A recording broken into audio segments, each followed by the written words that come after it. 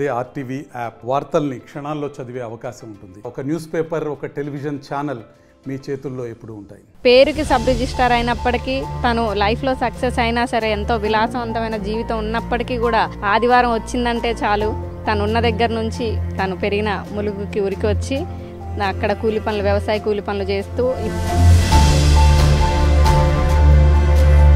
మా నాన్నని కోల్పోయిన తర్వాత మా మదర్ కూడా ఇలాగే వ్యవసాయం చేసి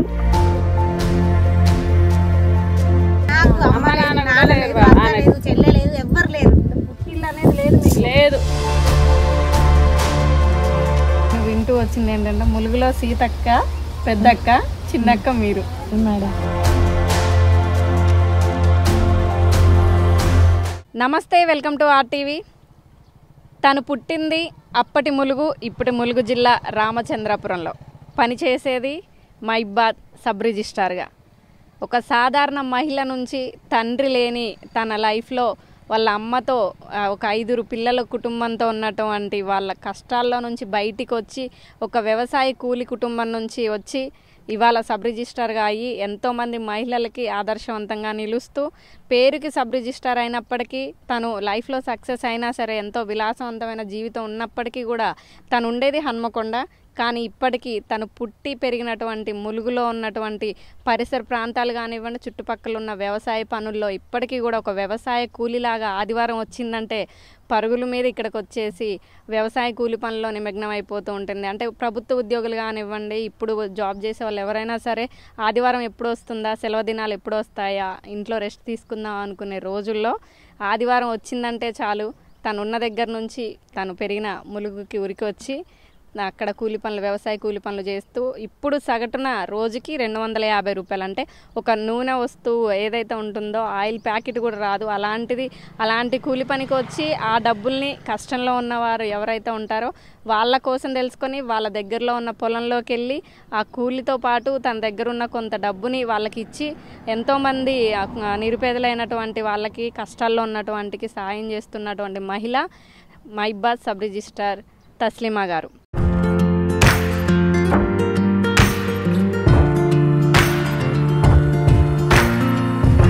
మొత్తానికి ఎక్కడైతే తస్లీమా గారు, సబ్ రిజిస్ట్రార్ గారు ఎక్కడైతే వచ్చి నాట్లేస్తున్నారో అక్కడికి వచ్చేసాం మనం. ఆ పొలంలో ఇప్పుడు ఇక్కడ నాట్లేస్తున్నారు. ములుగులోని జంగాలపల్లిలో ఉన్నటువంటి ఏదైతే మెయిన్ రోడ్డు ఉంటుందో దాని నుంచి లోపలికి దగ్గర ఒక 4-5 కిలోమీటర్లు నడుచుకుంటూ వచ్చి ఇక్కడ వ్యవసాయ కూలి పని ఏదైతే నాట్లేస్తున్నారో ఆ నాట్లేయడం అయితే జరుగుతుంది. అక్కడ మనం ప్రస్తుతం చూసుకోవచ్చు వ్యవసాయ కూలీలందరూ కూడా ఇప్పుడు అక్కడ నాట్లేస్తున్నారు. అందులో తస్లీమా గారు ఉన్నారు. అసలు వాళ్ళల్లో తస్లీమా గారు ఎవరు, ఇప్పటికీ ఆమె సబ్ రిజిస్ట్రార్గా ఉంటూ కూడా ఎందుకు ఇప్పటికీ కూడా నాట్లు వేయాలనుకుంటున్నారు అంటే వ్యవసాయానికి కూలికి సంబంధించి, వ్యవసాయ కూలి పనులకు సంబంధించి ఇప్పటికీ కూడా తను ఎందుకు ఇట్లా లైఫ్ లీడ్ చేస్తున్నారు. ఒక సబ్ రిజిస్ట్రార్గా ఎంతో విలాసవంతమైన జీవితం ఉండి కూడా తను ఇప్పటికీ కూడా ఈ వ్యవసాయ కూలి పనులకు ఎందుకు వస్తున్నారు. అటు మహిళలకు కానీ, ఇటు విద్య అంటే కొత్తగా ఎవరైతే బయటికి వచ్చి పనిచేయాలనుకునే మహిళలకు కానివ్వండి, విద్యార్థులకు కానివ్వండి, యువతకి ఏమైతే మెసేజ్ ఇద్దాం అనుకుంటున్నారో, అసలు ఆమె మనసులో ఉద్దేశం ఏంటి, తను ఇప్పటికీ సబ్ రిజిస్ట్రార్గా పనిచేస్తూ ఈ వ్యవసాయ కూలికి రావడానికి ముఖ్య ఉద్దేశం ఏంటనేది ఆమె మాటలో అడిగి తెలుసుకునే ప్రయత్నం చేద్దాం. ఇప్పుడైతే అక్కడ ఆమె నాట్లు వేస్తున్నారు. ఆమె దగ్గరికి వెళ్ళి తను ఏమనుకుంటున్నారు ఏంటనేది ఆమెతో మాట్లాడే ప్రయత్నం చేద్దాం. ప్రస్తుతం మనతో సబ్ రిజిస్ట్రార్ గారు తస్లీమా గారు ఉన్నారు. నమస్తే మేడం. బాగున్నారా? ఏంటి అసలు ఇది అంటే ఒక సబ్ రిజిస్ట్రార్గా గవర్నమెంట్ ఉద్యోగాలకు మంచి హోదాలో ఉండి కూడా ఇప్పటికీ వ్యవసాయ కూలి పనులకి ఆదివారం వచ్చిందంటే ఊరికి వచ్చేస్తారు. ఎందువల్ల కారణం ఏంటి అసలు? మేడం, నేను ఎంత గవర్నమెంట్ సర్వెంట్గా యాజ్ ఏ సబ్ రిజిస్ట్రార్గా ఉన్నా నా మూలాలను నేను మర్చిపోలేను. ఎందుకంటే ఒకప్పుడు నా తల్లి, మేమందరం వ్యవసాయ కుటుంబం నుంచి చెందిన వాళ్ళం. నా తల్లి ఎంతో కష్టపడి వ్యవసాయం చేసి నన్ను ఈరోజు ఈ స్థాయికి తీసుకొచ్చింది. కాబట్టి అదే అమ్మని గుర్తు తెచ్చుకుంటూ తల్లిదండ్రులు చేసిన కష్టాన్ని మర్చిపోయి, ఫర్ ఎగ్జాంపుల్ ఈరోజు కూలీ ఈ అక్క చెల్లెళ్ళందరికీ పొద్దుటి నుండి సాయంత్రం వరకు చేస్తే ఈరోజు ఒక 250 రూపాయలు ఇస్తారు. కానీ అదే తెలియకుండా యూత్ ఏం చేస్తున్నారు, అక్కడ అదే 250 రూపాయలని ఒక సినిమా టికెట్ రూపంలో వేస్ట్ చేస్తారు. అంటే తల్లిదండ్రుల పట్ట శ్రమని అక్కడ వాళ్ళు వాళ్ళ వ్యసనాలకి దారపోస్తున్నారు. అందుకే పిల్లలలో చైతన్యం తీసుకురావాలి. అంటే ఇదే కాదు, నేను కరోనా టైంలో మేడం మన వ్యవసాయ క్షేత్రంలో మనం పని చేసుకోవాలన్నా ఆ టైంకి కూలీలు రాని రోజులు ఆ రోజు అంటే ఎవరు కూడా మనల్ని పక్కనున్న వాళ్ళు కూడా మనల్ని మాట్లాడే లేకుండా ఉండేది కదా. అలాంటి టైంలో నేను చాలామంది ఎవరైనా కరోనా టైంలో అందరు కుటుంబ సభ్యులు ఒకే దగ్గరికి చేరడం జరిగింది. ఆ టైంలో మనం వ్యవసాయం క్షేత్రంలో పని చేయాలంటే కూలీ ఇచ్చుకునే స్తోమత ఉంది, కానీ కూలీలు రాలేని పొజిషన్ పరిస్థితి అన్నట్టు. అప్పుడు ఏం చేశాను, యువకులని మీ పొలాలలో మీరే వ్యవసాయ కూలీలుగా మారి మీ తల్లిదండ్రుల కష్టాన్ని మీరు తెలుసుకొని మీ తల్లిదండ్రులకు మీరిచ్చే ఇదే గొప్ప, మీరు తల్లిదండ్రుల రుణం ఇలా అయినా తీర్చుకోవచ్చు అని అంటే అప్పుడు చాలా మందిలో మార్పు రావడం జరిగింది. ఇప్పుడు చాలామంది కూడా యువకులు కాలేజ్లోకి వెళ్ళిన తర్వాత మళ్ళీ హాలిడేస్లో వచ్చిన వ్యవసాయం చేస్తూ అక్క మేము కూడా చేస్తున్నాం. అంటే అలాంటి యువతలో ఎవరైతే జలసాలకి ఇదైపోయి తల్లిదండ్రులు మర్చిపోయి వాళ్ళ కష్టాన్ని తెలియని యువతను కూడా ఒక చిన్న మార్పు వాళ్ళలో తీసుకొచ్చి మళ్ళీ హాస్టల్ నుంచి రాగానే వ్యవసాయ పనులకు వచ్చేలా చేశారు మొత్తానికి. ఇంకొకటి మీరు యువతులు అని అంటున్నారు, ఆత్మహత్యలు అని అంటున్నారు. ఆబ్వియస్లీ చాలా ఉంది, ఎందుకంటే ఆర్థిక స్తోమత లేక మానసిక పరిస్థితులు. ఎందుకంటే ఈ రోజులలో ఒక గ్రామీణంలో ఉండాలి అంటే ఓకే పథకాలు వచ్చాయి, కానీ అవగాహన లోపం చాలా ఉంది. అంటే పెళ్ళిడికి వచ్చిన అమ్మాయికి గ్రామీణ పథకం, ఇప్పుడు మన గవర్నమెంట్ పథకం కళ్యాణ లక్ష్మి, షాదీ ముబారక్ ఇలాంటి అవగాహన లేని ఊర్లలో కూడా నేను వెళ్ళి పంట పొలాలలో పనిచేస్తున్నప్పుడు అక్క కళ్యాణ లక్ష్మి వచ్చిందా, నీ బిడ్డ పెళ్ళయిందా అంటే నా బిడ్డకు పెళ్ళయింది అక్క అని చెప్తే, మరి కళ్యాణ లక్ష్మి వచ్చిందా అని అంటే ఫలానా దగ్గర కళ్యాణ లక్ష్మి పథకంకి మేము అప్లై చేయాలి అని అంటే సర్టిఫికెట్స్ లేవు అని అంటే మరి ఆ సర్టిఫికెట్స్ ఏ ఆఫీస్లో తీసుకోవాలి అని కూడా నేను చాలా మందికి గైడ్ చేసేదాన్ని. అంటే అసలు ఒక బ్రాండ్ అంటే మహిళల్లో కాదు, ఇటు ములుగు, మైబాద్, భూపాలపల్లి కాదు, ఉమ్మడి వరంగల్ జిల్లాలో తస్లీమా అంటే ఒక బ్రాండ్ అయిపోయింది. అంటే ఎందువల్ల అంటే అలా ఎలా క్రియేట్ చేసుకోగలిగారు? అంటే ఇప్పుడు అసలు మైబాద్ సబ్ రిజిస్టర్ తస్లీమా అంటే తెలియని విలేకరులు లేరు, తెలియని మీడియా లేదు, అసలు తెలియని ఒక మనిషి లేరు. అంటే నాకు చాలా గొప్పగా ఏంటంటే నాలాంటి అంటారు కదా మట్టిలో మాణిక్యాన్ని బయటికి ఈ ప్రపంచానికి చూపించింది మాత్రం మీడియా. ఆ మీడియా అంటే నేను ఎప్పటికీ చేసేదాన్ని. నాకు అయితే ఒకరోజు 8 years బ్యాక్ నేను మీడియా ఇట్లా వాళ్ళే నాతో ఉండే, మేము ఎటు వాజేడు ఎటు నగరం గోదావరి దగ్గర వాళ్ళు నాతో ఉన్నారు. వాళ్ళని పక్కకు నేను జరిపి వెళ్ళి అటు వాళ్ళు ఇద్దరు సమ్మక్క ఇంకో సారమ్మ అని ఇద్దరు నాట్లు వేస్తుంటే నాకు మంచిగా గుర్తుంది. ఆ పెద్దమ్మలతో వెళ్ళి నేను నాటేస్తే ఏంటి నీకు నాటేయడం వచ్చా అని వాళ్ళు ఆశ్చర్యపోయారు. అయ్యో నా పని ఇది కదా, నాకు ఎప్పటికీ ఇప్పుడున్న యువతకి నాట్ అంటే కూడా తెలియదు, నాట్ అంటే ఏంటి అని అడిగే సిచ్యువేషన్ ఉంది ప్రస్తుతం జనరేషన్ లో. అంటే మన పల్లెటూరులో ఉండే యువతకు తెలుసు, కానీ పట్టణాల్లో పెరిగే వాళ్ళకి గారాభంగా అయిపోతుంది. అసలు పల్లెటూరులో ఈ మట్టి వాతావరణం ఇది తెలియదు. అలాంటి వాళ్ళకి నాటు అంటే ఏంటి అసలు తెలియదు. నాటేయడం వచ్చా అని ఆ తర్వాత మీడియా ముందుకు వాళ్ళు మీరు రావాలి, చాలా మంది యూత్ కి మీరు ఇన్స్పిరేషన్ ఉంటారు అని అన్న తర్వాత ఇంకొకటి ఏంటంటే నాకు వెళ్ళడము అలవాటే. ఈవెన్ మా పొలంలో చిన్నప్పుడు అమ్మ వెనుక వెళ్ళడం అలవాటే. కానీ ఇట్లాంటి పరిస్థితులలో ఒక గవర్నమెంట్ ఆఫీసర్గా చాలామంది కొంతమంది ఆ తర్వాత అధికారులు నాకు బాధ అనిపించింది ఏంటంటే వెళ్ళి ఇట్లా గట్టు మీద పోతూ ఫోటోలకి పోజ్ ఇచ్చి ఓ మేము ఈరోజు అంటే పెద్ద పెద్ద ఎత్తున పేపర్లలో పడడం చూసిన అప్పుడు బాధ అనిపించింది. ఫోటోల కోసమే ఆ పరిమితం చేసి అప్పుడు ఏం చేసిండ్రనంటే వాళ్ళు మీడియాలో వచ్చి చూసినా మేము వచ్చినాం అని చెప్పుకున్నారే, కానీ మరి అదే అధికారి కిందికి దిగితే ఒడ్డు దిగి కిందికి వస్తే మరి నీకు పాస్బుక్స్ వచ్చాయా, మీకు ఈ పథకాలు వచ్చాయా, మరి వీళ్ళకి ఎందుకు రాలేదు అని కింది స్థాయి అధికారిని పిలిచి మరి ఇక్కడే మనం వీళ్ళకు న్యాయం చేద్దామనే అధికారులు మాత్రం నేను చూడలేదు. అంటే ఇప్పుడు మీరు ఒక అధికారిగా ఉండి క్షేత్ర స్థాయిలో సమస్యలు తెలుసుకోవడానికి కూడా ఇందులోకి రావడం జరుగుతుంది. అలా కూడా చాలా నా దృష్టికి వస్తున్నాయి. ముఖ్యంగా మద్యపానం, కొంచెం చాలా మంది మద్యపానం చేసి భర్తలను కోల్పోవడం జరుగుతుంది.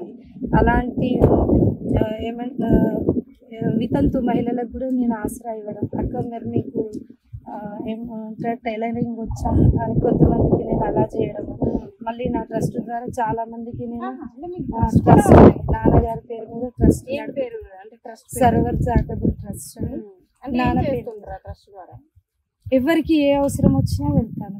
కానీ చాలా పేదింటి వాళ్ళు ఎవరైతే కుటుంబ దిక్కును కోల్పోతే వాళ్ళ ఇంట్లో చాలా మందికి సెంటిమెంట్ ఉంటుంది, కర్మకాండలు చేయాలి, 11 రోజులు చేయాలి, 3 రోజులు చేయాలి, అలాంటి వారికి బియ్యం కూడా ఉండవాలి నాకు. ఎందుకంటే వాళ్ళు ఎమోషనల్ గా మేమేం చేయలేకపోయాము,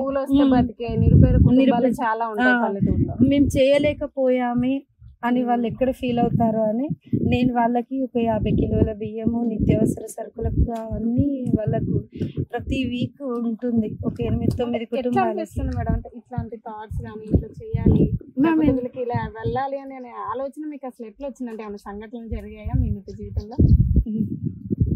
ఎమోషనల్ అవుతున్నారు అంటే ఏముంది అంత? పర్లేదు చెప్పండి, పర్లేదు. చిన్నప్పుడు మేము ఎంతో ఎమోషనల్ అయిపోతున్నారంటే ఎన్నో బాధలు పడి ఉంటారు. అంటే ఎంతో ఎదురైన సంఘటనలు మీకు ఉంటే గానీ ఇవాళ మీరు ఇట్లా అవ్వలేదు. అసలు ఏంటి అంత ముఖ్య కారణం ఏంటి చెప్పండి, మాతో కూడా షేర్ చేసి. చిన్నప్పుడు మా నాన్నని కోల్పోయిన తర్వాత మేము 5 పిల్లలం. మా నాన్నని కోల్పోయిన తర్వాత మా మదర్ కూడా ఇలాగే వ్యవసాయం చేసి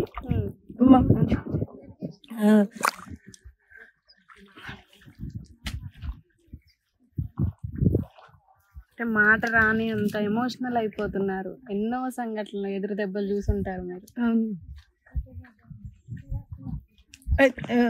ఈవెన్ నేను కులం మతం అలా అనుకోను. నేను ఒక ముస్లిం కుటుంబంలో పుట్టిన, ఇలాంటి వాళ్ళే మమ్మల్ని చేరదీశారు మా ఊరు మొత్తం. అందుకే నేను సెక్యులర్గా ఉంటాను ఎక్కడికి వెళ్ళినా. అంటే నిజ జీవితంలో మీరు కింద స్థాయి నుంచి సబ్ రిజిస్ట్రార్గా ఎదిగారు. ఇప్పుడు మీరు చెప్తుంటే కూడా మీరు చాలా ఎమోషనల్ అవుతున్నారు. అంటే మర్చిపోలేని సంఘటన ఏమైనా ఉందా మీ జీవితంలో? అవునుంది మ్యామ్. ఆ తర్వాత ఇట్లనే అమ్మ వ్యవసాయం చేసే కష్టపడి మమ్మల్ని చదివించింది. ఎప్పటికీ అమ్మతోటి ఎక్కువ నేను ఉండేదాన్ని అన్నట్టు. గ్రూప్స్ నోటిఫికేషన్ 2008లో గ్రూప్స్ పడిన తర్వాత నేను గ్రూప్స్ కోచింగ్కి అందరు వెళ్తుంటే నేను కూడా వెళ్ళాను అన్నట్టు. వెళ్ళిన తర్వాత అందరూ అక్కడ ఫీజు ఇస్తారు కదా, అమ్మ ఎంతో కష్టపడ్డా ఫీజు కడుతుంటే నాకు అదే ఉండిపోయింది అన్నట్టు. నేను ఆ రోజే అనుకున్నాను, మళ్ళీ వెళ్తే నేను జాబ్ కొట్టే వెళ్తాను. అమ్మ ఈవెన్ అందరూ అక్కడ మళ్ళీ చూసేదాన్ని, చాలామంది తల్లిదండ్రుల కష్టాన్ని మర్చిపోయి జస్ట్ టైంపాస్ కోసమే కోచింగ్కి వచ్చారు కదా, మీరు చదవచ్చు కదా అని అంటే అంత పట్టించుకోకపోయేది. అవన్నీ నా మైండ్లో ఉండిపోయిందండి.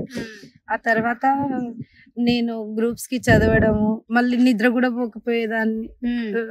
అందరూ అనేవాళ్ళు మన అమ్మాయి నిద్రపోతుందని అనుకుంటున్నాము, కానీ ఆ అమ్మాయి ఆలోచనలు వేరే ఉంటాయి. నాకేంటంటే అమ్మాయి ఇచ్చిన ఫీజు కట్టిన 13,000 నాకు గుర్తొచ్చేది ఊరికి. అంటే మీ నాన్నగారు చనిపోయిన తర్వాత మీ చుట్టాలు కానీ బంధువులు అసలు ఎవరు ఎలాంటి సాయం చేయలేదు? ఊరు లేదండి, ఊరు మొత్తం మాది నా బంధువు.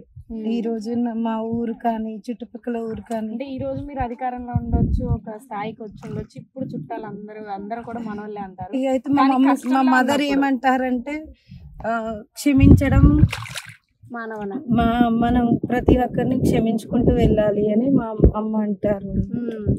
అంటే మొత్తం మీ అమ్మగారి లక్షణాలే మీకు వచ్చినట్టున్నాయి. అంటే మొత్తం అంటే మాటకి ముందు వెనక మీ అమ్మగారు అంటున్నారు. అంటే మీ నాన్నగారు చనిపోయిన తర్వాత ఎన్నో అవమానాలు ఫేస్ చేస్తుంటారు. అవమానాలు కాదు, అందరి ఆదరణనే ఎక్కువ లభించింది. అమ్మని ఈవెన్ పొలిటికల్లోకి కూడా రమ్మన్నారంట. అంటే మా నాన్న ఒక పొలిటికల్ లీడర్ ఉండే, తనని నక్సలైట్స్ చెప్పడం జరిగింది 87లో. ఆ తర్వాత అదే నక్సలైట్స్ ఒక గొప్ప వ్యక్తిని మేము కోల్పోయామని కూడా కరపత్రాలు వేసి, తనకు చాలా పెద్ద హిస్టరీ ఉంది దానికి. అంటే ఇక వాళ్ళు తప్పు చేసామని వాళ్ళే రిలీజ్ చేశారు మళ్ళీ. అంటే ఎందుకు, అంటే కారణం ఏమైనా ఉందా మీ నాన్నగారిని చంపడం? మా నాన్న అయితే పేద రైతుల కోసం పోరాటం అదే భూ కబ్జాదారులకి అగైనెస్ట్ అట్లా పోరాటం చేసేవారు. అయితే అయితే ఏదో మిస్అండర్స్టాండింగ్ అప్పుడు వాళ్ళ పార్టీలో ఏదేదో ఉంటుంది కదా, అలా అట్లా అయిపోయింది. మళ్ళీ వాళ్ళే తప్పును తెలుసుకొని వాళ్ళే ప్రాణం తిరిగి రాలేదు. కానీ నాకు ఈ రోజు చాలా గొప్పగా అనిపిస్తుంది. నేను ఎటు వెళ్ళినంటే నాన్న గురించి ఎక్కువ హిస్టరీ నాకు తెలియదు. అంటే ఎన్ని సంవత్సరాలు మీరు ఎన్ని సంవత్సరాలుగా ఉన్నారు? మీ నాన్నగారి ముఖం కూడా కరెక్ట్ గా చూసుంటారు, అంటే రూపం కూడా మీకు తెలియదు, అంటే ఒక జ్ఞాపకాలు అనేది కూడా మీ నాన్నగారితో లేవు మీకు. అందుకే ఈరోజు అంటే 35 years అయిపోయింది. కానీ ఈరోజు నేను వెళ్తుంటే అందరూ సేమ్ మీ నాన్నలాగానే పేదవాళ్ళ కోసం చేస్తున్నావు అలా అంటారు. అంటే రక్తంలోనే ఉంది. ఇవి నాన్నకి అప్పుడు బుల్లెట్ వేసుకొని తిరగడం, అప్పుడే బుల్లెట్ వేసుకొని తిరిగేవాళ్ళు. అదే బుల్లెట్ నేను వేసుకొని తిరుగుతాను. అంటే మీరు బుల్లెట్ బండి నేర్చుకోవడానికి సోషల్ మీడియాలో మీ వైరల్ అయ్యే వీడియోస్ ఏవైతే ఉంటాయో బండిది, అది మీ నాన్నగారి కోసమా బుల్లెట్ బండి నేర్చుకోవడం? నాన్నగారి కోసమని కాదు, అంటే ఏదున్నా నేను యాదృచ్ఛికంగా సేమ్ నాన్నలాగానే చేస్తున్నా అంటారు ఎవరు. అంటే పోలికలు అంటారు కదా, ఒక మనిషిలో రక్తం జీన్స్ ద్వారా వచ్చేటువంటి. నేను కూడా ఒకటి అనుకుంటాను, నన్ను ఆ దేవుడు ఈ దేవుడు అని అందరు దేవుడు నాకు నడిపిస్తున్నాడు అంటారు. నాకైతే నా నాన్ననే నా అమ్మ నడిపిస్తున్నాడు. అసలు మీ నాన్నగారి టాపిక్ వచ్చినప్పుడల్లా చాలా ఎమోషనల్ అయిపోతున్నారు. అందుకే ఎవరైనా అనాథ పిల్లలు చాలా మంది నాకు ఇప్పుడు నాకు చెప్పలేనంత పెద్ద ఫ్యామిలీ అన్నట్టు. చాలా మంది అనాథ పిల్లలు కూడా మీదే అయిపోయింది కదా, ఇప్పుడు మొత్తం మీ కుటుంబ సభ్యులు అయిపోయారు. ఎక్కడ వెళ్ళినా మేడం అని పిల్లవారు, అందరూ అక్క అక్క. అంటే అసలు మీరున్న స్థాయి సబ్ రిజిస్ట్రార్, ఎవరైనా మీతో మాట్లాడాలంటే కూడా భయపడాలి. కానీ మిమ్మల్ని ఇక్కడ ఉన్న వాళ్ళందరూ కూడా అక్క చెల్లి బిడ్డ, అసలు అది అందరికీ సాధ్యం కాని విషయం. అసలు ఎలా సాధ్యం అవుతుంది మరి ఇంతమంది ప్రేమలో చిరుగుంటాం? అది నాకు బ్లెస్సింగ్. నా తల్లిదండ్రుల ద్వారా వాళ్ళకి బిడ్డగా పుట్టడం నా అదృష్టం. అంటే ఒక మనిషిలో ఒక స్థాయి నుంచి ఇంకో స్థాయికి వెళ్ళినప్పుడు ఒక గర్వం కానివ్వండి, ఒక చేంజ్ అవుతూ వస్తుంది. బట్ మీరు ఇప్పటికీ సబ్ రిజిస్టర్ అయ్యండి కూడా ఇలాంటి లైఫ్ లీడ్ చేయడం కానీ, ఇంతమందితో కలిసి మాట్లాడడం కానీ, అంటే ఎంతో లైఫ్ చూస్తుంటారు, ఎంతోమంది విఐపీలతో మీకు అటాచ్మెంట్ ఉంటుంది. కానీ ఇప్పటికీ పల్లెటూరు వాళ్ళతో ఇంత ప్రేమ అసలు ఎలా సాధ్యం అవుతుంది? నేను చాలా అబ్జర్వ్ చేసింది ఏంటంటే, అదే చెప్పాను కదా, నేను కోచింగ్కి వెళ్ళినప్పుడు చాలా మంది తల్లిదండ్రులని మోసం చేసేటోళ్ళు. అది మొత్తం నేను చూసేదాన్ని. అమ్మ పెడితే కష్టాన్ని పెడితే నేను ఈరోజు కోచింగ్ తీసుకుంటున్నాను.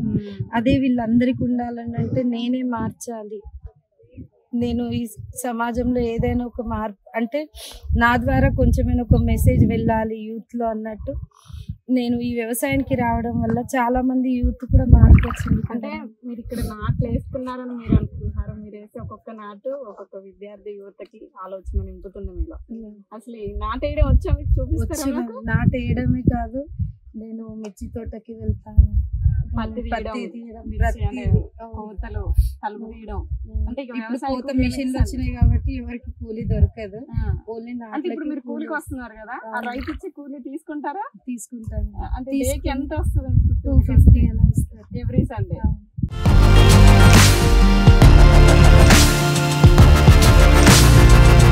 మరిన్ని వీడియోస్ కోసం ఛానల్ ని సబ్స్క్రైబ్ చేయండి, లేటెస్ట్ అప్డేట్స్ కోసం వాట్సాప్ ఛానల్ ని ఫాలో చేయండి, అండ్ లింక్ డిస్క్రిప్షన్ లో ఉంది.